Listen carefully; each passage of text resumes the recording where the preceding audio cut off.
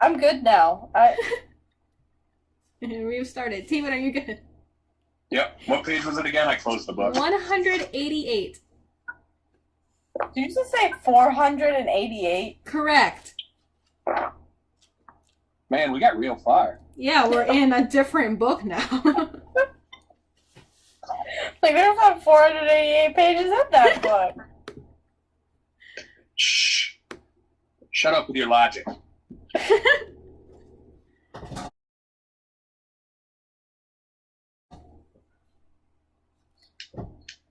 Chapter 12.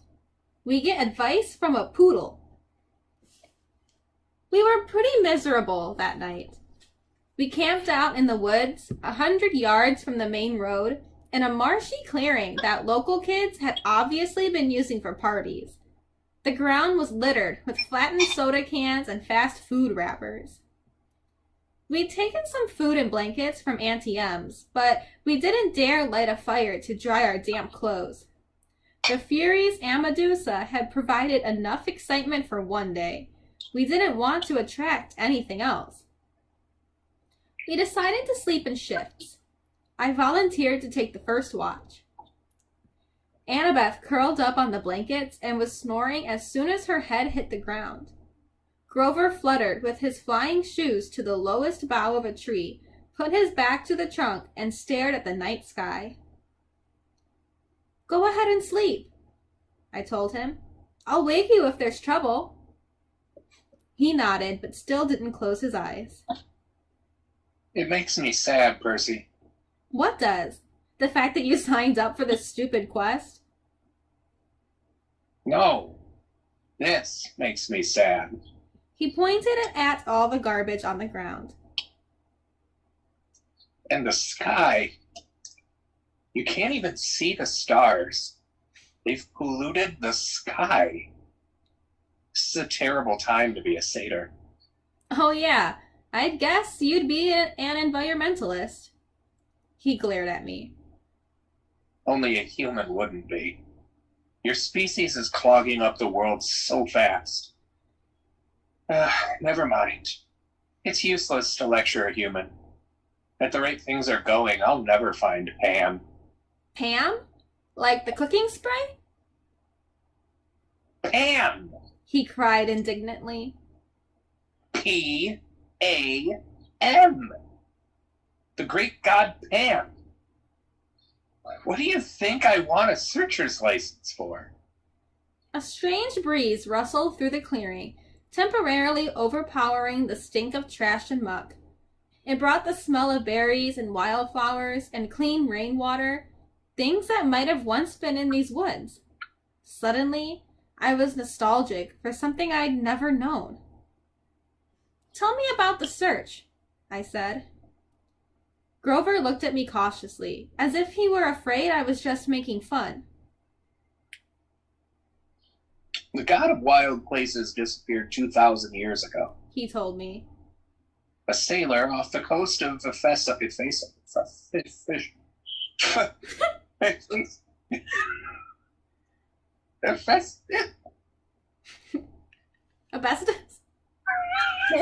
No, it's not asbestos. Ephesus!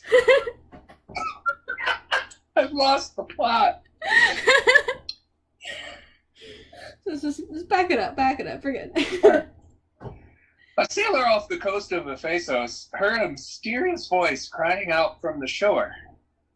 Tell them that the great god Pan has died. When humans heard the news, they believed it. They've been pillaging Pan's kingdom ever since. But for satyrs, Pan was our lord and master. He protected us in the wild places of the earth. We refused to believe that he died. In every generation, the bravest satyrs pledge their lives to finding Pan. They search the earth, exploring all the wildest places, hoping to find where he is hidden and wake him from his sleep. And you want to be a searcher? It's my life's dream, He said. My father was a searcher, and my uncle Ferdinand, the statue you saw back there. Oh, right. Sorry. Grover shook his head. Uncle Ferdinand knew the risks. So did my dad. But I'll succeed. I will be the first searcher to return alive. Hang on. The first? Grover took his reed pipes out of his pocket. No searchers ever come back. Once they set out, they disappear. They're never seen alive again. Not once in 2,000 years?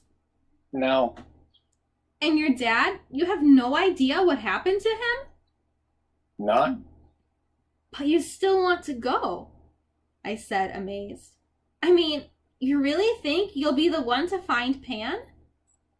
I have to believe that, Percy. Every searcher does. It's the only thing that keeps us from despair when we look at what humans have done to the world. I have to believe Pan can still be awakened.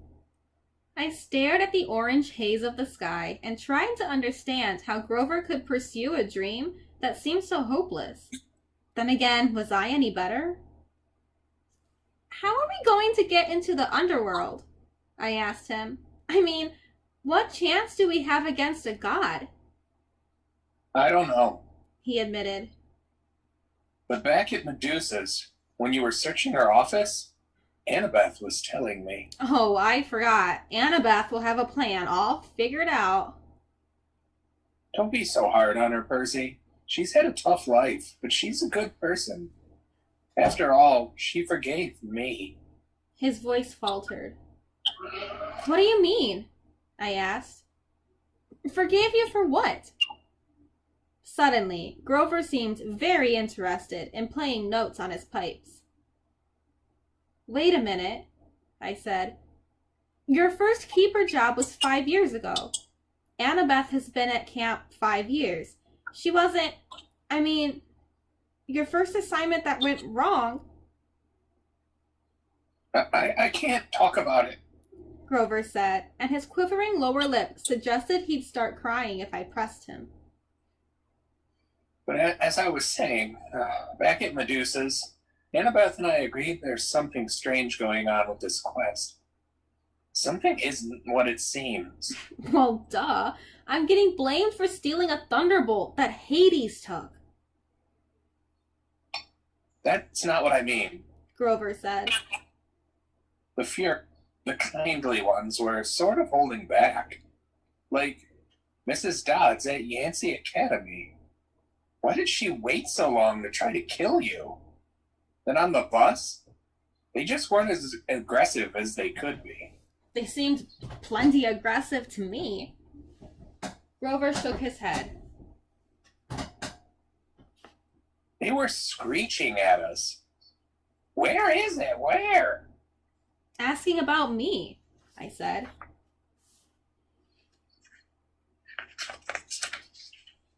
Maybe. But Annabeth and I, we both got the feeling they weren't asking about a person. They said, where is it? They seemed to be asking about an object. That doesn't make sense. I know, but if we misunderstood something about this quest, and we only have 9 days to find the Master Bolt. He looked at me like he was hoping for answers, but I didn't have any. I thought about what Medusa had said. I was being used by the gods. What lay ahead of me was worse than petrification. I haven't been straight with you, I told Grover. I don't care about the Master Bolt. I agreed to go to the underworld so I could bring back my mother. Grover blew a soft note on his pipes. I know that, Percy. But are you sure that's the only reason?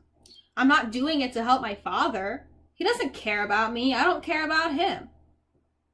Grover gazed down from his tree branch. Look, Percy, I'm not as smart as Annabeth. I'm not as brave as you. But I'm pretty good at reading emotions. You're glad your dad is alive. You feel good that he's claimed you. And part of you wants to make him proud. That's why you mailed Medusa's head to Olympus. You want him to notice what you've done. Yeah? Well, maybe satyr emotions work differently than human emotions. Because you're wrong. I don't care what he thinks. Grover pulled his feet up onto the branch. Okay, Percy, whatever. Besides, I haven't done anything worth bragging about. We barely got out of New York, and we're stuck here with no money and no way west. Grover looked at the night sky, like he was thinking about that problem. How about I take first watch, huh? You get some sleep. I wanted to protest, but he started to play Mozart, soft and sweet, and I turned away, my eyes stinging. After a few bars of Piano Concerto No. 12, I was asleep. In my dreams, I stood in a dark cavern before a gaping pit. Gray mist creatures churned all around me, whispering rags of smoke that I somehow knew were the spirits of the dead. They tugged at my clothes, trying to pull me back, but I felt compelled to walk forward to the very edge of the chasm. Looking down made me dizzy. The pit yawned so wide and was so completely black, I knew it must be bottomless. Yet, I had a feeling that something was trying to rise from the abyss. Something huge and evil. The little hero, an amused voice echoed far down in the darkness. Too weak, too young, but perhaps you will do. The voice felt ancient, cold and heavy. It wrapped around me like sheets of lead. They have misled you, boy, it said. Barter with me.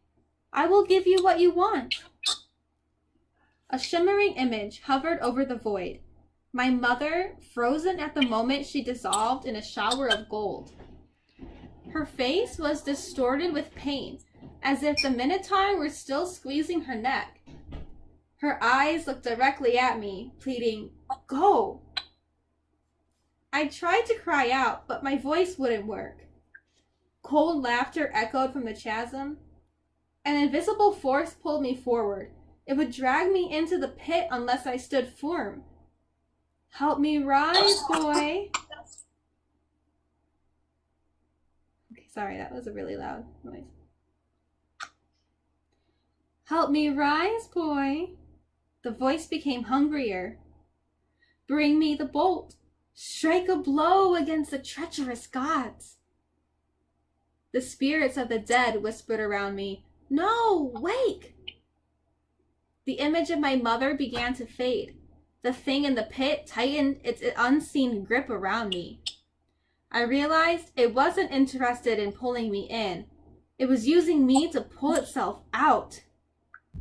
Good, it murmured. Good. Wake, the dead whispered. Wake! Someone was shaking me. My eyes opened and it was daylight. Well, Annabeth said. the zombie lives. I was trembling from the dream. I could still feel the grip of the chasm monster around my chest. How long was I asleep? Long enough for me to cook breakfast. Annabeth tossed me a bag of nacho-flavored corn chips from Auntie M's snack bar. And Grover went exploring. Look, he found a friend. My eyes had trouble focusing. Grover was sitting, cross-legged on a blanket, with something fuzzy in his lap. A dirty, unnaturally pink stuffed animal. No, it wasn't a stuffed animal. It was a pink poodle. The poodle yapped at me suspiciously. Grover said, No, he's not. I blinked. Are you talking to that thing? This thing Grover warned. is our ticket west. Be nice to him. You can talk to animals? Grover ignored the question. Percy, meet Gladiola. Gladiola, Percy. I stared at Annabeth, figuring she'd crack up at this practical joke they were playing on me, but she looked deadly serious. I'm not saying hello to a pink poodle, I said. Forget it, Percy, Annabeth said. I said hello to the poodle. You say hello to the poodle. The poodle growled. I said hello to the poodle. Grover explained that he'd come across Gladiola in the woods, and they'd struck up a conversation. The poodle had run away from a rich local family who'd posted a $200 reward for his return. Gladiola didn't really want to go back to his family, but he was willing to do it if it meant helping Grover. How does Gladiola know about the reward? I asked. He read the signs. Grover said. Duh. Of course, I said. Silly me. So we turn in Gladiola. Annabeth explained in her best strategy voice. We get money, and we buy tickets to Los Angeles. Simple. I thought about my dream, the whispering voice of the dead, that thing in the chasm, and my mother's face, shimmering as it dissolved into gold. All that might be waiting for me in the West. Not another bus, I said wearily. No. Annabeth agreed. She pointed downhill toward train tracks I hadn't been able to see last night in the dark. There's an Amtrak station half a mile that way. According to Gladiola, the westbound train leaves at noon.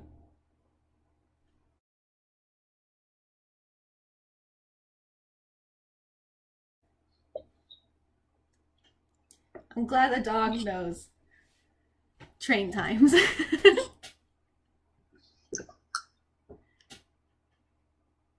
That poor dog. Gladiola and it's pink. He's a poor sad boy. Also, can I just say, how does Percy know all of these Mozart songs? This is like the second time he's mentioned an actual title of a song that Grover is playing. She's into classical music. Yo, what's up? My name's Percy Jackson. My dad is Poseidon, and I'm really into classical music. But like the basic stuff. Actually, you know what? No. They mentioned earlier that Grover only knows 2 songs. Hilary Duff's So Yesterday and that specific Mozart song, so...